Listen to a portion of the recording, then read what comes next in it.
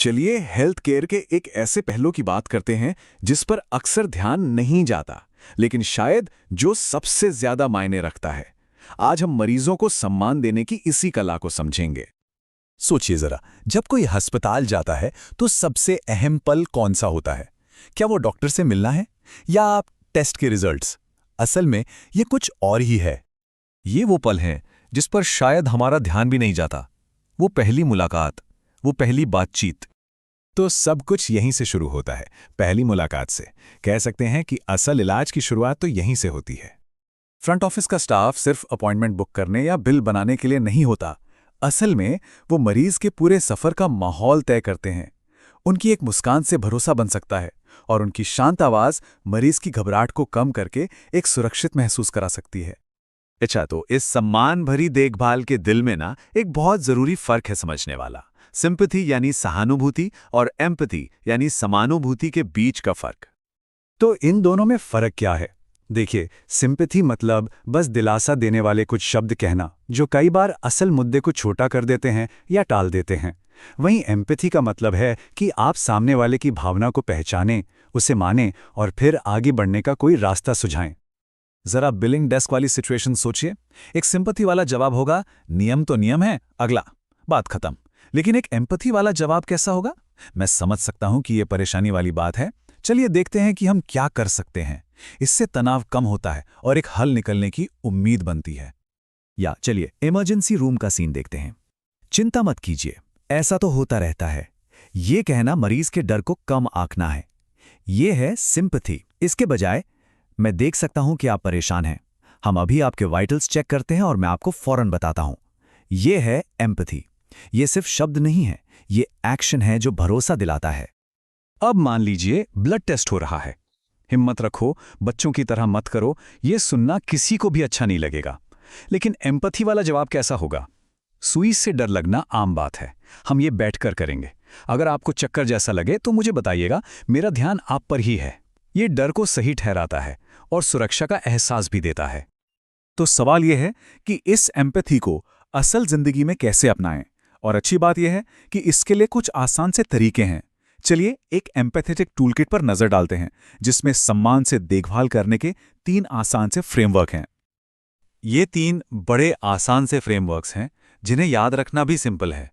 सुनने के लिए HEAR, दयालुता दिखाने के लिए SMILE और सीमाएं तय करने के लिए BOUND।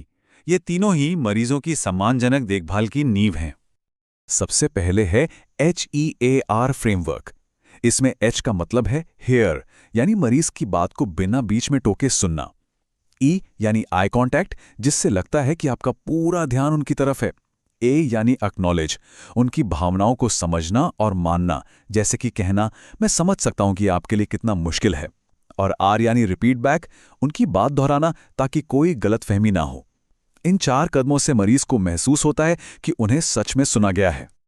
अगला है SMILE फ्रेमवर्क, जो हमारी बॉडी लैंग्वेज पर जोर देता है। एक हल्की सी मुस्कान यानी स्माइल और खुली बॉडी लैंग्वेज यानी मेक योर बॉडी ओपन एक अच्छा माहौल बनाती है। उनकी तरफ थोड़ा झुकना यानी इंक्लाइन और प्यार से देखना यानी लुक काइंडली दिखाता है कि आप उनकी परवाह करते हैं। और आखिर में शांति दिखाना यानी एक्सप्रेस कामनेस मरीज की घबराहट को भी कम करता है। याद रखने वाली बात यह है कि कभी-कभी ये इशारे शब्दों से भी ज्यादा असर करते हैं। और आखिर में है BOUND फ्रेमवर्क। ये खास तौर पर तब काम आता है जब हालात मुश्किल हों और आपको कुछ हदें तय करनी पड़े। B मतलब बी क्लियर, अपनी बात साफ साफ कहें। O मतलब ऑफर काइंडनेस, मुश्किल बात भी नरमी से कहें। U यानी अंडरस्टैंड, उनका नजरिया समझने की कोशिश करें। N है नेविगेट ऑप्शंस, मिलकर कोई रास्ता निकालें। और D मतलब डू इट विद रिस्पेक्ट, ये सब कुछ सम्मान के साथ करें। ये फ्रेमवर्क मुश्किल हालात को संभालने में बहुत मदद करता है। तो सवाल उठता है, क्या इन सॉफ्ट स्किल्स का सच में कोई असर होता है? जवाब है हाँ, बिल्कुल होता है। और आंकड़े ये बात साफ दिखाते हैं। देखिए, सम्मान से देखभाल करने पर मरीजों का सेटिस्फैक्शन 55% बढ़ जाता है। उनका कंफर्ट 70% तक बढ़ जाता है। और कमाल की बात तो यह है कि इससे स्टाफ का वेलनेस भी 75% सुधरता है। मतलब ये हर किसी के लिए अच्छा है। और शायद जो सबसे चौंकाने वाला आंकड़ा है वो ये है, जब फ्रंट ऑफिस का स्टाफ सम्मान और परवाह दिखाता है तो मरीजों का भरोसा 78% तक बढ़ जाता है। ये दिखाता है कि एम्पैथी और विश्वास का कितना गहरा और सीधा रिश्ता है। तो इन सब बातों का मतलब क्या है? इसका मतलब यह है कि हमें उस पहली बातचीत की अहमियत को समझना होगा और फ्रंट ऑफिस स्टाफ के रोल को एक नए नजरिए से देखना होगा।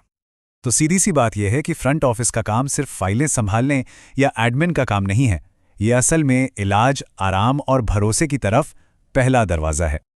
तो जाते जाते बस एक सवाल, एक सोच, क्या हो अगर इलाज का पहला कदम कोई ऑपरेशन या दवाई ना हो, बल्कि एक दिल से की गई बातचीत हो? सोचिएगा इस बारे में।